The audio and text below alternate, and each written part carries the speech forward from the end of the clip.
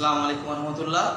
প্রিয় শিক্ষার্থীরা, চলে আসলাম কেসিবিএসসি ক্লাস 7-এর গণিতের লাইভ ক্লাসে। তো আশা করব সবাই ভালো আছো। আল্লাহর রহমতে আমি অনেক ভালো আছি। আজ আমি তোমাদের গণিতের পরিমাপের অধ্যায় নিয়ে আলোচনা করব। গত ক্লাসে পরিমাপের প্রথম দুইটা ম্যাথ এবং কিছু সূত্র নিয়ে আলোচনা করেছিলাম। তো অনেকেই হোমওয়ার্ক দিয়েছো, অনেকেই সূত্রগুলো মুখস্থ করেছো, আমাকে মেসেজ পাঠিয়েছো। তো আশা করব সবাই সূত্রগুলো যারা এখনো আয়ত্ত করতে পারো নাই আর তোমরা চেষ্টা করবে। হ্যাঁ, আমরা আজ তার পরের ম্যাথগুলো নিয়ে আলোচনা করব।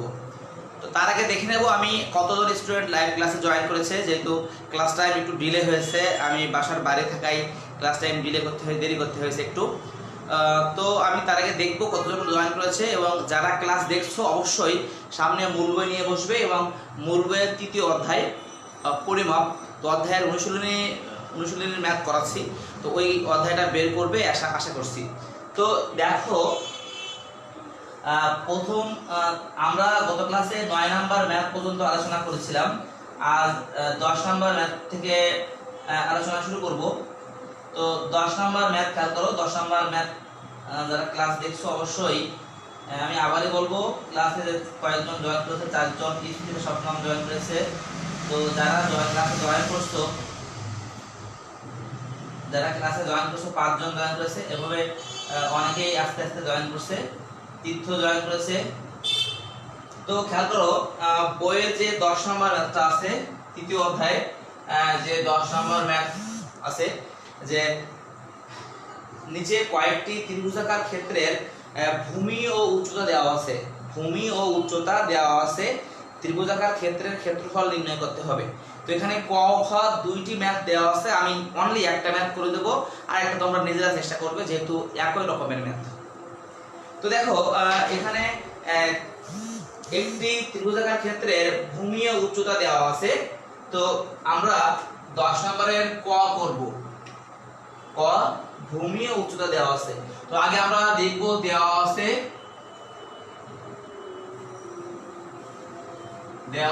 ত্রিভুজের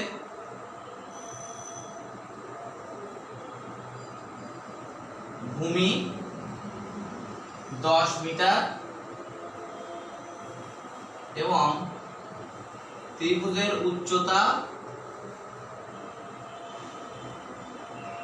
দেওয়া আছে 6 মিটার। তো গত ক্লাসে আমি এই অধ্যায়ের সূত্রগুলো লিখে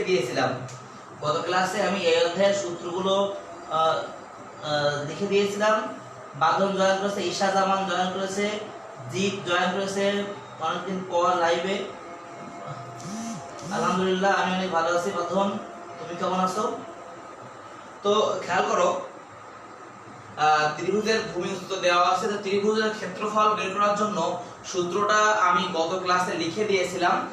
যারা ক্লাসে ছিলে বা ক্লাস দেখেছিলে তারা অবশ্যই জানো। তো আমরা লিখবো যে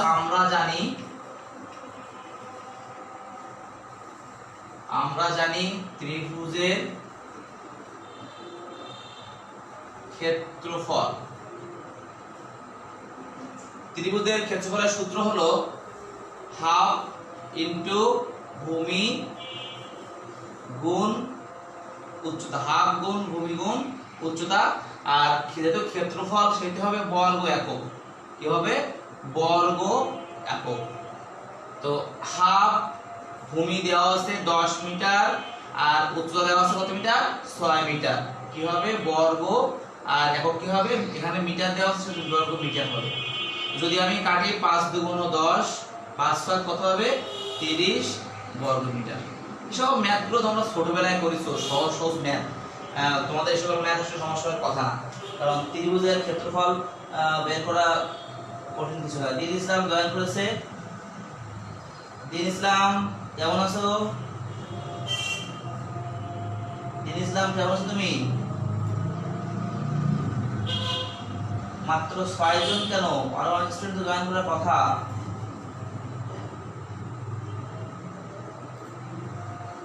তো এর পরে খেয়াল করো, 4 নাম্বার ম্যাথ। এই সকল ম্যাথ তোমরা পারবে। ত্রিভুজের ক্ষেত্রফল বের করা ম্যাথ তোমরা ছোটবেলায় করেছো, 3 4 5 থেকে করে আসছো। তো খেয়াল করো, এবার আমি করব এই 4 নাম্বার ম্যাথ।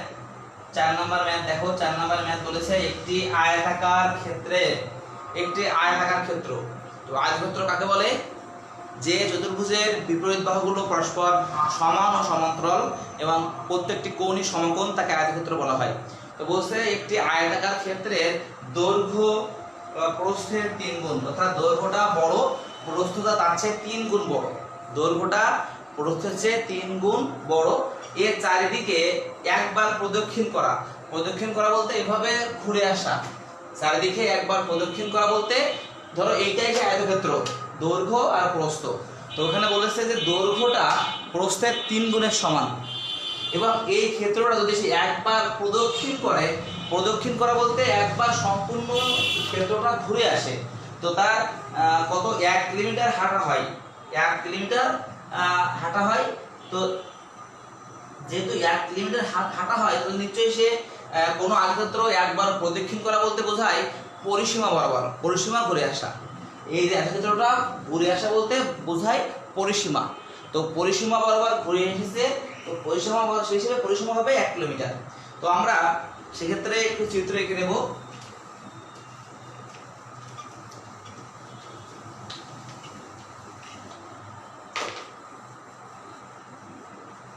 খেয়াল করো, সেক্ষেত্রে আমি একটু চিত্র এঁকে নেব।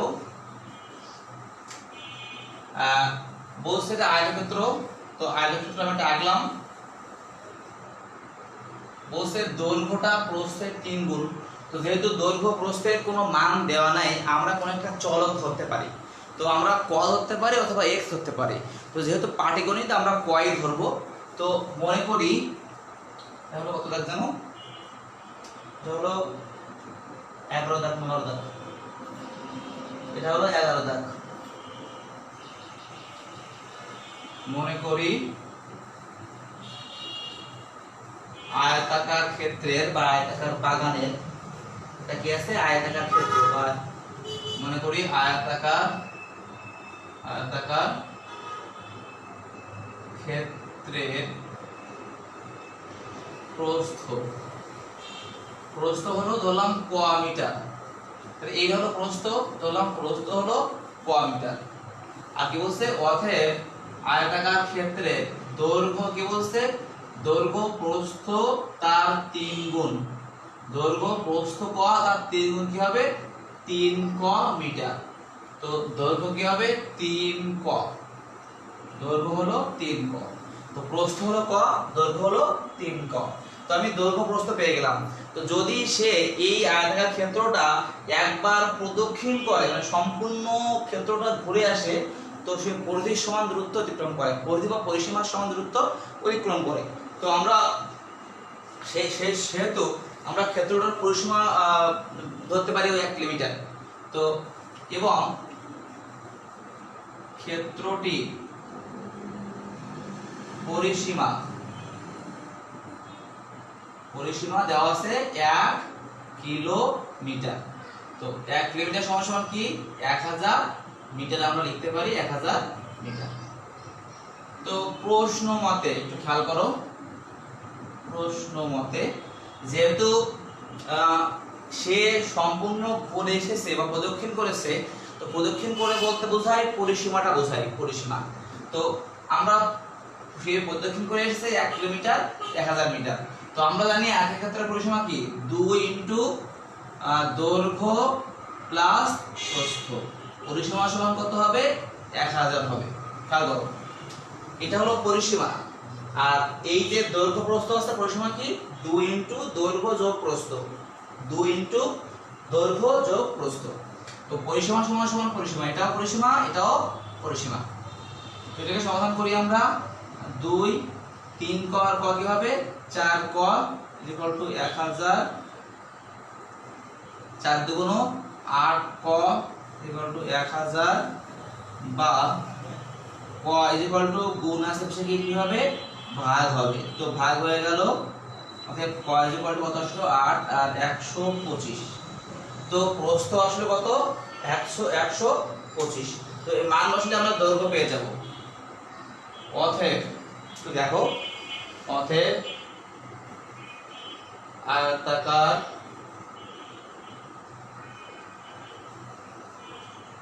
ক্ষেত্রের প্রস্থ ক বলা আছে, ক আছে কত 125 মিটার এবং আয়তাকার ক্ষেত্রের দৈর্ঘ্য কি বলছে 3 গুণ, অর্থাৎ 125 গুণ 3 কত হবে 125 কে 3 দিয়ে গুণ করলে কত হয় 375 মিটার। তো এই হলো সেই দৈর্ঘ্য প্রস্থ। তুমি আবার বলবো, বলা আছে একটি আয়তাকার ক্ষেত্রের দৈর্ঘ্য প্রস্থের 3 গুণ, অর্থাৎ দৈর্ঘ্য তো সবসময় বড় হয়, তো দৈর্ঘ্যটা প্রস্থটা 3 গুণ বড়। তো আমি ধরলাম প্রস্থ হলো ক মিটার, তো দৈর্ঘ্য হবে 3 গুণ অর্থাৎ 3 ক মিটার।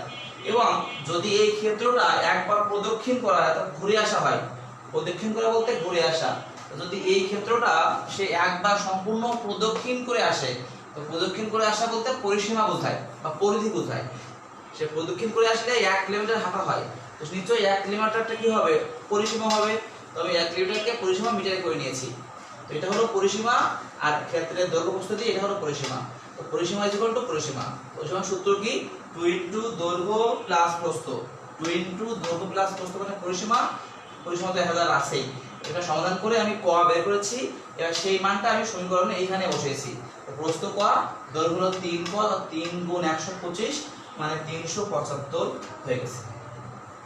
তো সবাই একটু কমেন্ট করো যে বুঝেছো কিনা, যারা বুঝতে পারোনি একটু কমেন্ট করে জানাও আমাকে, যদি বুঝতে না পেরে থাকো। তো আমরা এরপরে করব 12 নম্বর ম্যাথ করব। এরপরে আমরা 12 নম্বর ম্যাথটি সমাধান করব। 12 নম্বর ম্যাথ ও একবার সহজ ম্যাথ, এই ম্যাথগুলো কঠিন না, একবার সহজ আছে, একটু বুঝলে তুমি সহজে বুঝতে পারবে। তো যারা বুঝতে পারোনি একটু আমাকে কমেন্ট করে জানাও যে তুমি বুঝতে পারোনি। ঈশা জামান বুঝতে পেরেছে, আর সবাই একটু কমেন্ট করে জানাও বুঝছো কিনা। বাঁধন ক্লাস দেখছো, ইস্পিতা স্বপ্ন ক্লাস দিয়ে ইসলাম, ম্যাথটিকে বুঝতে পেরেছো? আমাকে একটু কমেন্ট করে জানাও বুঝতে পেরেছো কিনা।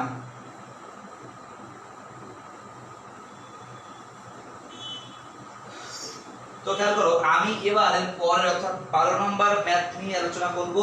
সবাই 12 নম্বর ম্যাথটি খেয়াল করবে। বলছে প্রতি মিটার 100 টাকা দরে, প্রতি মিটার 100 টাকা দরে 100 মিটার লম্বা, 100 মিটার লম্বা ও 50 মিটার চওড়া একটি আয়তাকার পার্কের চারিদিকে বেড়া দিতে কত খরচ হবে? তো কোনো আয়তাকার পার্কের চারিদিকে বেড়া দিতে কিন্তু পরিসীমা ব্যবহার হয়, পরিসীমাটাই মূল ব্যাপার। কারণ পরিসীমা বেড়া দেওয়া মানে পরিসীমা বরাবর ঘেরা দেওয়া মানে বেড়া দেওয়া। তো খেয়াল করো,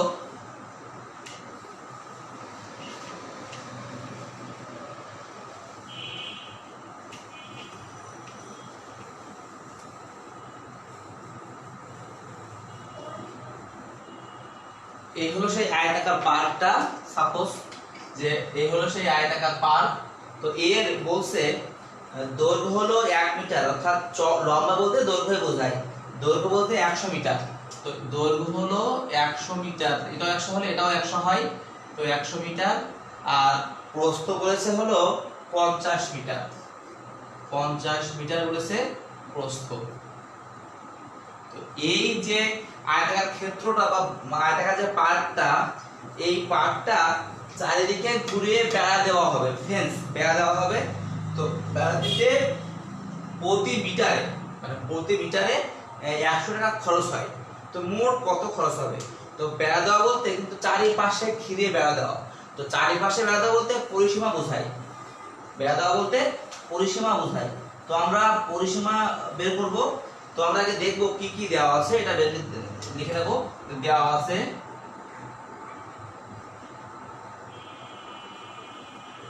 আয়তাকার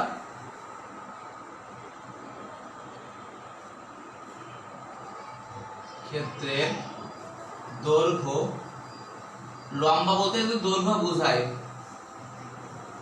এবং আয়তাকার ক্ষেত্রের প্রস্থ 50 মিটার। যেহেতু এটাকে বেড়া দিতে হবে, অবশ্যই পরিসীমা বের করতে হবে, কারণ বেড়া দেওয়া বলতে পরিসীমা বোঝায়, চারিপাশে ঘুরিয়ে বেড়া দেওয়া। অতএব আয়তাকার ক্ষেত্রের পরিসীমা, আয়তাকার ক্ষেত্রের পরিসীমা 2 ইন্টু দৈর্ঘ্য প্লাস প্রস্থ একক। পরিসীমার সূত্র কি? 2 ইন্টু দৈর্ঘ্য প্লাস প্রস্থ। তো 2 দৈর্ঘ্য হলো 100 মিটার, প্রস্থ হলো 50 মিটার, একক কি এখানে মিটার দেওয়া আছে। 2 ইন্টু 100 আর 50 প্লাস করলে 150 হয়, কি হবে 300 মিটার। তো আমরা পরিসীমা পেয়ে গেলাম, কারণ যেহেতু চারিপাশে ঘুরিয়ে বেড়া দিতে হবে, তো বেড়া দেওয়া বলতে বোঝায় পরিসীমা। হ্যাঁ লামিয়া, লামিয়া কেমন আছো? লামিয়া, তো দেখো এটা হলো পরিসীমা পেয়ে গেলাম। তো বলা আছে যে এই বেড়া দিতে 1 মিটারে বা প্রতি মিটারে 100 টাকা খরচ হয়। তো লিখি 1 মিটার বেড়া দিতে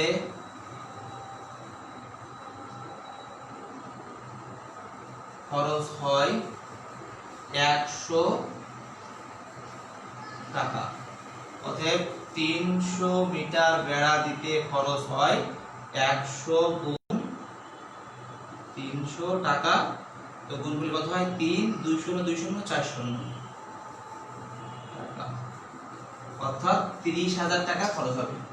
ওই পার্কটিকে যদি বেড়া দিতে হয় তো 30,000 টাকা খরচ হবে। হ্যাঁ লামিয়া, আলহামদুলিল্লাহ আমি আল্লাহর রহমতে সুস্থ আছি, দোয়া করবে আমার জন্য।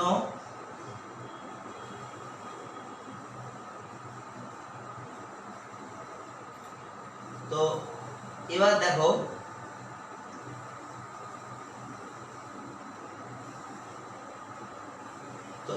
আমরা এরপরে অর্থাৎ 13 নম্বর ম্যাথ করব। 13 নম্বর ম্যাথটি নিয়ে আলোচনা করব। এই ম্যাথটি বুঝতেছো কিনা, সহজ একটা ম্যাথ, একটু কমেন্ট করে আমাকে জানাও। আমি এরপর অর্থাৎ 13 নম্বর ম্যাথ নিয়ে আলোচনা করব। 13 নম্বর ম্যাথ বলেছে একটি সামান্তরিক ক্ষেত্রের ভূমি 40 মিটার, উচ্চতা 50 মিটার, এর ক্ষেত্রফল নির্ণয় করো। তো আমরা সামান্তরিকের ক্ষেত্রফলের সূত্র লিখে দিয়েছিলাম ভূমি গুণ উচ্চতা, ভূমি গুণ উচ্চতা। তো এখানে ভূমি দেওয়া আছে, উচ্চতা দেওয়া আছে, এটা তোমরা নিজেরা করবে। তোমরা প্রথম লিখবে দেওয়া আছে সামান্তরিক ক্ষেত্রের ভূমি 40 মিটার ও উচ্চতা 50 মিটার। আমরা জানি সামান্তরিক ক্ষেত্রফল ভূমি ইনটু উচ্চতা বর্গ একক। তো ভূমির মান 40, উচ্চতা 50 বসাবে, গুণ করে ওটা উত্তর, ওটা বর্গ মিটার। তো তোমরা এটা নিজেরা করতে পারবে, তো এটা তোমরা নিজেরা করবে। আমি এরপর অর্থাৎ 14 নম্বর ম্যাথ নিয়ে আলোচনা করব। 14 নম্বর ম্যাথ খেয়াল করো তোমরা। এর পরের অর্থাৎ 13 নম্বর ম্যাথটি নিজেরা করবে। আমি 14 নম্বর ম্যাথ আলোচনা করব। 14 নম্বর ম্যাথ যে সোজা আছে,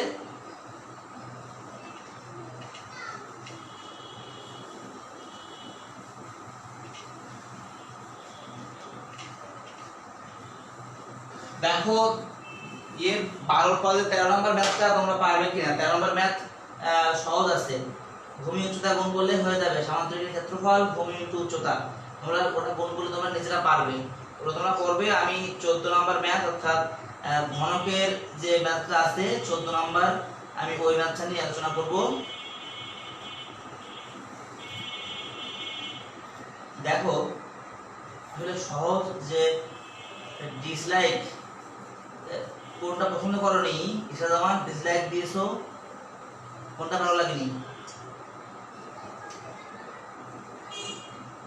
তো 14 নম্বর ম্যাথ খেয়াল করো। বলা হয়েছে একটি ঘনকের, তোমাদেরকে আমি মানে ঘনকের সূত্রটা লিখে দিয়ে নিয়ে হয়তো ভুলে গেছি। তো ঘনকের ব্যাপারটা একটু বুঝতে হবে। দেখো ঘনবস্তু আর ঘনক, ঘনবস্তু আর ঘনক কিন্তু আমাদের চিনতে হবে যে কোনটা ঘনবস্তু কোনটা ঘনক। তো আমি তোমাদের একটা উদাহরণ দেব। হ্যাঁ Arnab, how are you? I am fine. তো দেখো ঘনবস্তু আর ঘনক আগে চিনতে হবে। দেখো ঘনবস্তু বলতে যে বস্তু 3টা তল আছে, অর্থাৎ দৈর্ঘ্য প্রস্থ উচ্চতা আছে, থাকলেই ঘনবস্তু বলা যাবে। যেমন এই যে ডাস্টার, দেখো এই ডাস্টারের দৈর্ঘ্য আছে, প্রস্থ আছে, উচ্চতা আছে, তাই ঘনবস্তু বলতে পারো। তোমার যে ইট, ইট ঘনবস্তু। তোমার যে বই, বইটাও ঘনবস্তু। এগুলো সব ঘনবস্তু। আর ঘনক কাকে বলে? যে সকল ঘনবস্তুর প্রত্যেকটি বাহুর দৈর্ঘ্য সমান, অর্থাৎ তোমরা অনেকে আমি দেখছিলাম যে রুবিক্স কিউব নিয়ে কি করো না, কিউব ঘুরাও না, দেখো কিউবের ওটা ঘনক বলতে পারো না, ওটার প্রত্যেকটা বাহুর দৈর্ঘ্য সমান। তো যে সকল ঘনবস্তুর প্রত্যেকটি বাহুর দৈর্ঘ্য সমান তাদেরকে ঘনক বলা হয়। ঘনক ঠিক এমন ঘনক, আসলে আমি তো আবার খুব ভালো ছবি আঁকতে পারি, তো তারপরেও দেখি কতটা হয়।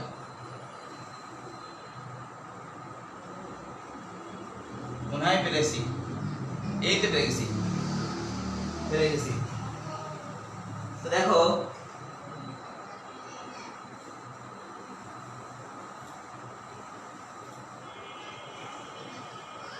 তো দেখো সামিউল আলিম, আলহামদুলিল্লাহ। দেখো এই যে ঘনক বললাম যে সকল ঘনবস্তুর প্রত্যেকটি বাহুর দৈর্ঘ্য সমান তাকে ঘনক বলা হয়। তো আমি একটা ঘনক এঁকেছি, দেখো তো কেমন দেখাচ্ছে। একটা ঘনক এঁকেছি, আমি তো বললাম না যে আমি খুব ভালো আঁকতে পারি হয়তোবা, তো এই জন্য ঘনক এঁকেছি। তো দেখো বলছে কি এই ঘনকের ধার বলতে প্রত্যেকটা বাহু, এর প্রত্যেকটা বাহুর দৈর্ঘ্য বলছে 4 মিটার, মানে ঘনক অর্থাৎ এর দৈর্ঘ্য 4 মিটার, প্রস্থ 4 মিটার, এই উচ্চতাটাও 4 মিটার। তো আমি এর প্রত্যেকটা ধারের দৈর্ঘ্য পেয়েছি। তো বলেছে কি এই ঘনকের তলগুলোর ক্ষেত্রফল কত, তলগুলো ঘনকের তো 6টা তল। দেখো ঘনবস্তু ঘনকের তল সমান, দেখো এই যে দেখো 6টা তল, অর্থাৎ 1 2 3 4 5 6। খেয়াল করো এই যে ঘনবস্তু এর তল কয়টা, ঘনবস্তুর তল 6টা। দেখো এই এক তল 2 3 4 5 6, এরও 6টা তল আছে, ঘনকেরও 6টা তল আছে। তো ঘনকের তলগুলোর ক্ষেত্রফলের সূত্র হলো যেহেতু 6টা তল আর প্রত্যেকটা তলে একটা বর্গ, একটা বর্গের মতো, যেহেতু প্রত্যেকটি বাহুর দৈর্ঘ্য সমান তাহলে এর প্রত্যেকটা তলই কি হবে, একটা বর্গের মতো। তো যেহেতু এর প্রত্যেকটা তলই বর্গ, তো বাহু ক্ষেত্রফল কি হবে, বাহু স্কয়ার। তো এর তল 6টা, তাহলে কি হবে 6 গুণ বাহু স্কয়ার। তো আমরা লিখব দেওয়া আছে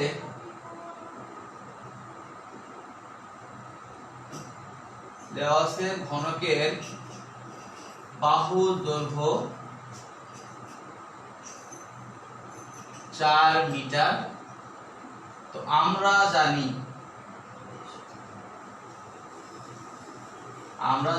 ঘনকের,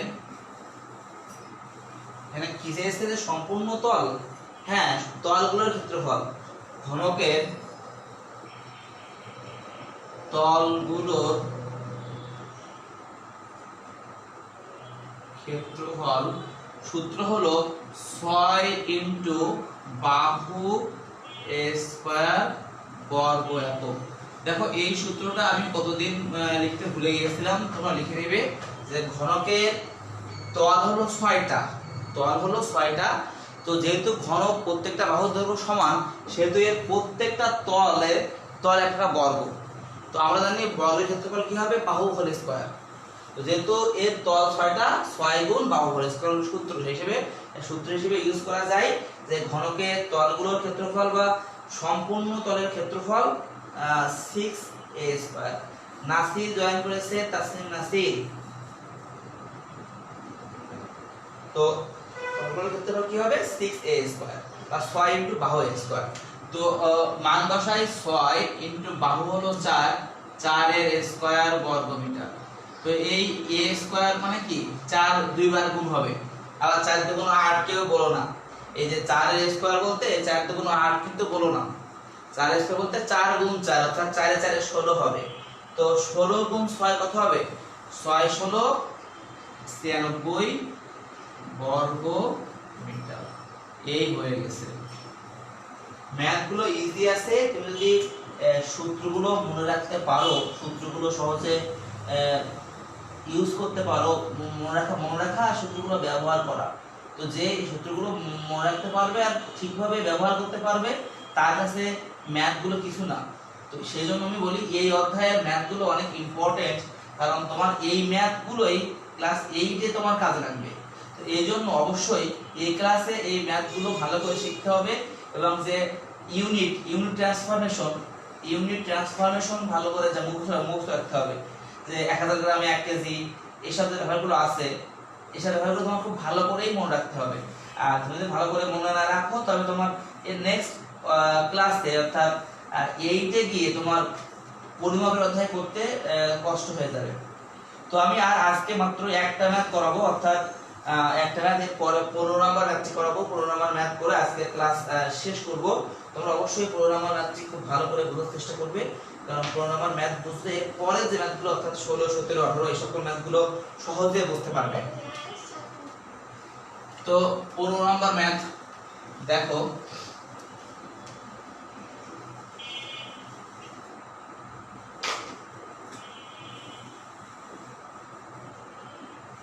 পনেরো নম্বর ম্যাথটি আছে, জোসেফ তার এক খণ্ড জমিতে, অর্থাৎ জোসেফ নামক একজন ব্যক্তি তার এক খণ্ড জমিতে 500 কেজি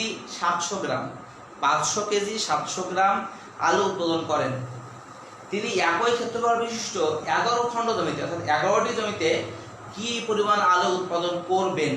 আমি আবার বলবো, জোসেফ তার এক খণ্ড জমিতে 500 কেজি 700 গ্রাম আলু উৎপাদন করেন। তিনি একই ক্ষেত্রফল বিশিষ্ট 11 খণ্ড জমিতে কি পরিমাণ আলু উৎপাদন করবেন। তো খেয়াল করো, আমরা যেহেতু এক খণ্ড জমির আলুর পরিমাণ দেওয়া আছে, আমাকে 11 খণ্ড জমির আলুর পরিমাণ বের করতে হবে এবং প্রথম যে খণ্ডের আলুর পরিমাণ দেওয়া আছে সেটা কেজি আর গ্রাম মিক্সড করে আছে। তো আমার হয়তো সবগুলোকে কেজিতে আনতে হবে, নয়তো সবগুলোকে গ্রামে আনতে হবে, একটা এককে ট্রান্সফার করতে হবে, করলে ম্যাথ করা ইজি হবে। তো যদি আমরা সবগুলো কেজিতে নিয়ে আসি তো এখানে দশমিক আসবে। তো আমরা চাইবো যে দশমিককে অ্যাভয়েড করে কিভাবে করা যায়, তো খেয়াল করো, এই জন্য আমরা আগে কেজিকে গ্রামে নিয়ে যাবো। অর্থাৎ এখানে দেওয়া আছে 500 কেজি 700 গ্রাম। তো এই কেজিকে গ্রামে নিয়ে যাবো। তো আমরা জানি 1000 কেজি, 1 কেজি ইকুয়াল টু 1000 গ্রাম। তো আমরা যদি 500 কেজিকে 1000 দিয়ে গুণ দিই তো গ্রাম হয়ে গেল, এটা কি হয়ে গেল, গ্রাম হয়ে গেল। আর প্লাস কত আছে, 700 গ্রাম, তো পাশেই আছে। তো কি হবে, এটা হবে 2 শূন্য 3 শূন্য 5 শূন্য 3 4 5 আর এই 700 মোট মিলে কি হয়ে গেল, এটা একটা মোট গ্রাম হয়ে গেল। অর্থাৎ কত হলো, 5 শূন্য শূন্য 700 গ্রাম। আমি সমস্ত আলুর পরিমাণকে গ্রামে রূপান্তর করলাম। তো এবার এটা হলো এক খণ্ড জমির আলুর পরিমাণ দেওয়া আছে। তো এরূপ 11 খণ্ড জমি, অর্থাৎ 11 খণ্ড জমিতে আলুর পরিমাণ আমাকে হিসাব করতে হবে। তো এজন্য আমরা লিখব, এক খণ্ড জমিতে আলু উৎপন্ন হয় বা আলু উৎপাদিত বা উৎপন্ন বলতে পারি, উৎপাদিত হয় 700 গ্রাম। এটা হলো এক খণ্ড জমিতে এই পরিমাণ আলু উৎপাদিত হয়। তো বলা হয়েছে যে 11 খণ্ড জমিতে কি পরিমাণ আলু উৎপাদিত হবে। অতএব 11 খণ্ড জমিতে আলু উৎপাদিত হয়, নিশ্চয়ই এর 11 গুণ হবে, 700 গুণ 11 গ্রাম। তো আমরা এগুলোকে গুণ দিই, 11 দিয়ে যদি গুণ দিই, তোমরা অবশ্যই ক্যালকুলেটর ইউজ করবে। দেখি 500700 ইনটু 11 আসবে হলো 500700 ইনটু 11 5507700 গ্রাম। তো যেহেতু এখানে অনেক গ্রাম আছে, এগুলোকে আমার আবার নিতে হবে কেজিতে নিতে হবে। তো কেজিতে নিতে গেলে আমি এটাকে আমরা কি করব, 1000 দিয়ে ভাগ দেবো। যেহেতু জানি 1000 গ্রামে 1 কেজি, তো ডিভাইডেড 1000। তো 1000 দিলে এসেছে 5507.7। তো মনে রাখবা দশমিকের পরে ওটাকে গ্রাম বলা হবে, দশমিকের পরেগুলো কি হবে, গ্রাম হবে। তো কত 100 গ্রাম হবে। তো এটাকে আমি একটু ভাগ করে নিই, 5507, এখানে 3টা শূন্য দিলাম, যোগ এই 700 গ্রামকে আমি আউট করে নিলাম। যেহেতু আমি মানে যেটা হাজারের মধ্যে নেই ওটাকে আমি শতককে, যে একক দশক শতক, এই শতকের পার্টটাকে আমি আলাদা করে নিলাম। আমরা জানি যে সহস্র 1000-এ আসবে কেজি, সহস্র মানে 1000-এ আসবে কেজি। সেজন্য আমি কি করলাম, যে শতকের অংশটুকুকে আলাদা করে নিলাম, নিয়ে আমি এটাকে 1000 দিয়ে ভাগ দিই, তো আসবে 5507, এটা হলো কেজি, আর কতটা 700 গ্রাম। এখানে কি লিখবা, 1000 গ্রাম ইকুয়াল টু 1 কেজি। আমি শতকের অংশটুকুকে আলাদা করে নিয়েছিলাম, তো গ্রাম আলাদা করে নিয়েছিলাম। তো এখানেও দেখো, এখানে 5507 কেজি আছে। তো এখানে শতকের অংশ অর্থাৎ কি এই 507, আমি এখানে 3টা শূন্য দিয়ে পূর্ণ করব, আর এই শতকের অংশকে কি করব, এখানে আলাদা করে দিব, কেজি 700 গ্রাম। আমরা জানি 1000 কেজিতে 1 মেট্রিক টন, 1000 কেজিতে 1 মেট্রিক টন। সুতরাং এখানে 5000 কেজি, তো 5000 কেজিকে যদি আমি 1000 দিয়ে ভাগ দিই আসবে 5। তো আমরা বলতে পারি 5 মেট্রিক টন, আর এই 507 কেজি, আর এই 700 গ্রাম। মনে রাখবে আমরা শতকের অংশটুকুকে আমরা সবসময় আলাদা করে নিয়েছি, শতকের অংশটুকু। তো শতকের অংশ আলাদা করে নিয়ে আমরা বাকিটাকে আমরা এককে রূপান্তর করেছি, এককে রূপান্তর করেছি। তো আবার দেখো, আমি 500 কেজি 700 গ্রামকে সম্পূর্ণ গ্রামে নিয়ে এসেছি। তো 1 খণ্ড জমিতে আলু উৎপাদিত হয় এত গ্রাম, 11 খণ্ড জমিতে 11 দিয়ে গুণ করে এটা আসছে। এখানে আমি শতকের অংশটুকুকে আমি আলাদা করে নিয়েছি, কারণ আমরা জানি যেহেতু আমরা এককে রূপান্তর করব, আমরা গ্রাম থেকে কেজিতে নিয়ে যাব। তো আমরা জানি 1000 কেজিতে 1000 গ্রামে 1 কেজি। তো এখানে 1000 রেখে আমি শতকের অংশকে আলাদা করে নিয়েছি। এটাকে 1000 দিয়ে ভাগ করলে আসছে 5507 কেজি, আর 700 গ্রাম পাশে ছিলই। তো এখানে আবার অনেক কেজি আসছে, এটাকে আরো রূপান্তর করা যায়। তো এখানেও তাই, আমি এই শতকের অংশটুকু আলাদা করে নিয়েছি, 5000 রেখে দিয়েছি। তো 1000 কেজিতে 1 মেট্রিক টন, তো 5000 কেজিতে 5 মেট্রিক টন, এই 507 কেজি রয়ে গেছে, আর 700 গ্রাম রয়ে গেছে। এইভাবে করলে তোমার মনে হয় সহজ হবে। এভাবে ছাড়া একবারে লিখে দেওয়া যায়, একবারে লিখে দেওয়া যায়। তো আমার মনে হয় এটাই অনেক ইজি হবে। একটু নেটওয়ার্কের সমস্যা হচ্ছে, মাঝে মাঝে একটু ঘোলা ঘোলা রাখতেছে। এবার মনে হয় ক্লিয়ার আছে আগের চেয়ে।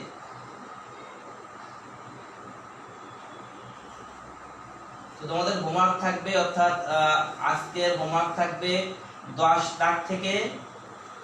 থেকে 15 পর্যন্ত হোমওয়ার্ক থাকবে। তোমাদের হোমওয়ার্ক থাকবে 10 থেকে 15 পর্যন্ত,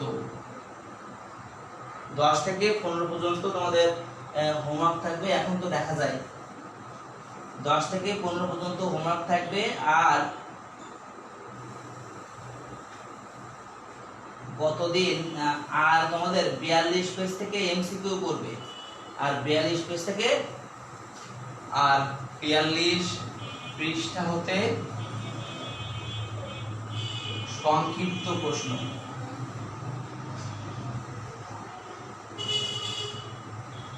হোমওয়ার্ক থাকবে 10 থেকে 15 পর্যন্ত, আর 42 নম্বর পৃষ্ঠা হতে সংক্ষিপ্ত প্রশ্ন করবে।